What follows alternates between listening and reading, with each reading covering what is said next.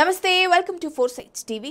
అనంతపురంలోని పాతూరులో శిల్ప కళాకారుడు రామకృష్ణాచారి శివాచారి సోదరులు అరుదైన స్వర్ణ ఖడ్గాన్ని తయారు చేశారు. వెంకటేశ్వర స్వామి ఆయుధంగా స్వర్ణ ఖడ్గాన్ని పిలుస్తారు. అనంతపురంలోని శ్రీకంఠం సర్కిల్లో ఉన్న వెంకటేశ్వర స్వామి గుడికి భక్తులు స్వర్ణ ఖడ్గాన్ని రామకృష్ణాచారి వద్ద తయారు చేయించారు.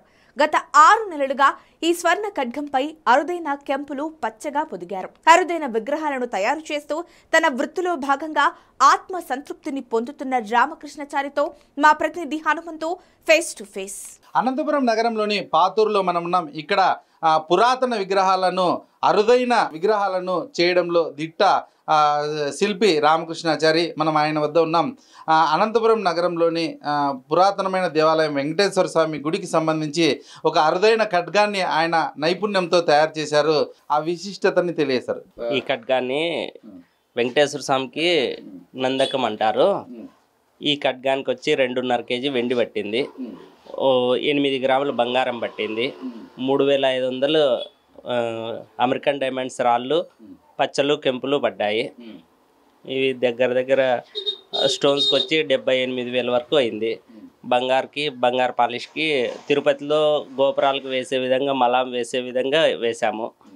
దీనికి 52,000 వరకు బంగారు పాలిష్కి పట్టింది.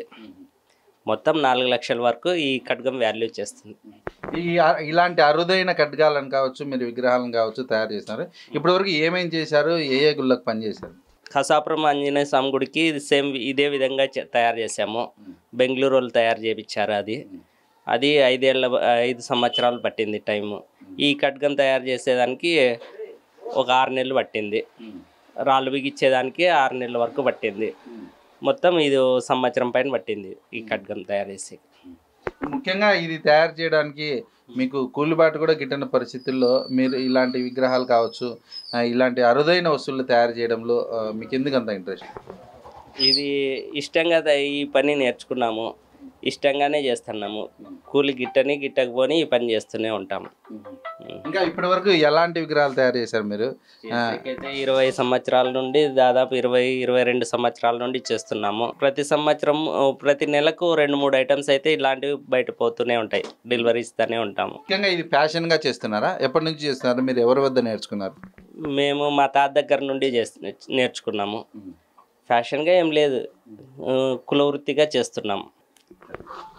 అనంతపురం నగరంలోని పాతూరులో ఉన్న రామకృష్ణ గారు ఆ అరుదైన విగ్రహాలను కావచ్చు, ఇలాంటి అరుదైన వస్తువులను తయారు చేయడంలో దిట్ట. ఎప్పటి నుంచో తను నేర్చుకున్న కులవృత్తికి సాటి లేదు గువ్వల చిన్న అంటూనే ఆయన ఎన్నో ఇలాంటి విగ్రహాలు తయారు చేశారు.